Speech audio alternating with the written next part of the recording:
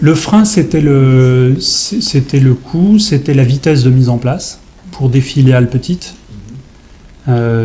surtout. En fait, moi j'ai été très surpris, agréablement surpris par l'adhésion. Et je pense qu'un des éléments, c'est qu'à partir du moment, et ce qui marche assez bien, je crois, dans toutes les entreprises, c'est quand on met face au pays la situation et qui se compare. En fait, chacun des pays a envie d'être best in class dans sa région, en tout cas. Donc, il y a eu un effet d'émulation.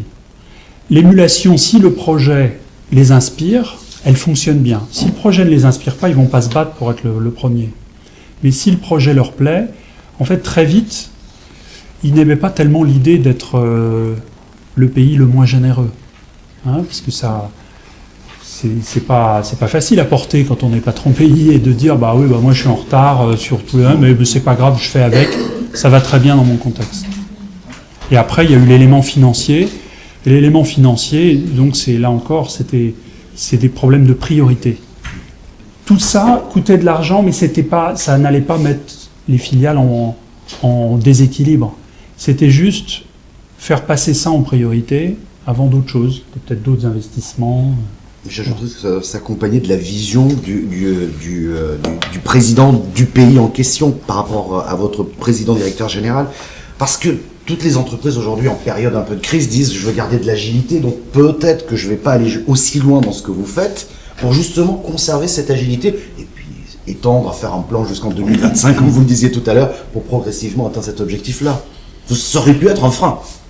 Visiblement pas. Oui, ça aurait pu être un frein. Non, je pense que c'est difficile de mobiliser. Puisque vous me posiez la question de comment on fait pour mobiliser 67 000 collaborateurs, enfin en tout cas 68 filiales, parce qu'en fait, là, il y a 150 personnes qui font que ça peut être un succès. Le patron pays, son DRH, son directeur financier. Alors, c'est eux qui doivent décider ça. Notre vision, c'est que le patron pays, c'est le CEO de L'Oréal dans son pays. Okay, donc, il est en charge. C'est à lui de porter ça. Donc, ensuite, il faut le faire dans un temps ramassé. Sinon, ça se dilue. Ça n'existe plus. On dit, là, on fait une exception. On perd la visibilité, on perd la mobilisation. Et puis, on a un modèle économique qui fonctionne. Ça aide. Donc on a pu le faire. Et on a estimé que on devait le faire. Mais bon, c'est comme ça, on va pas. Donc c'est tant mieux. Et c'est une des raisons pour lesquelles on est très attaché évidemment à maintenir un modèle économique qui réussit, c'est que ça nous permet d'entreprendre tout ça. Sinon, c'est très compliqué. On le sait très bien. Moi, j'ai une question inverse. C'est parce que finalement, les échanges d'apports sur le coût du programme, c'est difficile de mise en œuvre, mais j'imagine que vous avez aussi des indicateurs suivis pour savoir combien ça rapporte. Parce qu'un programme comme celui-là est un programme dans lequel vous avez investi, mais qui, de toute évidence, doit améliorer l'attractivité, j'imagine, de ce pays. Là, on a un raisonnement très français, en France, en crise, vous serez cocotier, vous avez quand même pléthore de candidats. J'imagine que ce n'est pas le cas partout dans le monde. Une meilleure prévoyance, un meilleur régime de santé, c'est aussi probablement moins de turnover, Alors malheureusement, c'est moins d'absentéisme. Alors absentéisme probablement, mais ma réponse c'est que c'est plus compliqué que ça.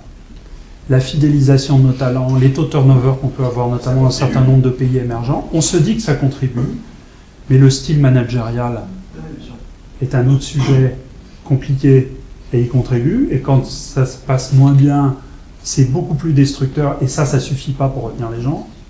Par contre, à un moment, il faut se dire, finalement, quel est le pacte de base ? En tant qu'entreprise, qu'est-ce qu'on s'engage à faire ? Et ensuite, on le fait, on ferme les yeux, et on mesure pas, en fait. On mesure pas du tout, on cherche pas à faire de corrélation. Par contre, on regarde, parallèlement à ça, ce qu'on va faire. On est en train de revisiter nos dispositifs d'enquête d'opinion interne. Et on le fait là, c'est l'Europe de l'Ouest qui va être pilote là-dessus, donc on réfléchit à la notion d'engagement comme beaucoup d'entreprises. Et c'est un ensemble d'éléments qui vont y contribuer. Voilà, et on s'est dit que ça allait y contribuer et que ça nous plaisait et que c'était fidèle à nos valeurs. Donc il était important qu'on les entretienne et qu'on les remette en avant.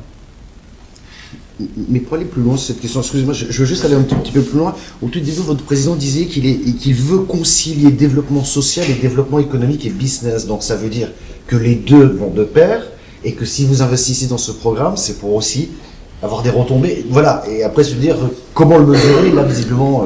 On est sur un modèle, comme je sais certains d'entre vous, d'entreprises qui ont une extrême continuité dans la gouvernance et le management, qui ont eu une grande continuité au plus haut niveau, mais aussi dans les filiales, avec des carrières qui se développent en interne en priorité, un grand sentiment d'appartenance. Donc tout ça est très connecté. Et nous, notre modèle, il est intimement lié au fait qu'on est capable de développer des talents en interne, des gens qui connaissent le métier du développement produit, des chercheurs, des industriels. Donc à un moment, pour préserver ça, faire en sorte que, avec les nouvelles générations qui ont des lectures différentes, des exigences différentes, il faut que ce modèle reste actuel, qu'il reste pertinent, qu'il leur donne envie de s'engager, peut-être pour 10 ou 15 ans, voire plus, alors que ce n'est pas du tout a priori dans leur état d'esprit, qu'ils puissent se sentir, avoir envie de nous rejoindre s'ils ont un esprit d'entrepreneur. Bon. Donc, pour tout ça, vous ne pouvez pas vous contenter simplement de mettre en avant la réussite d'un très beau mascara, du lancement d'une marque ou d'un nouveau pays, des résultats financiers, ça ne suffit pas. Ouais. C'est pas ça qui va les faire s'engager et rester.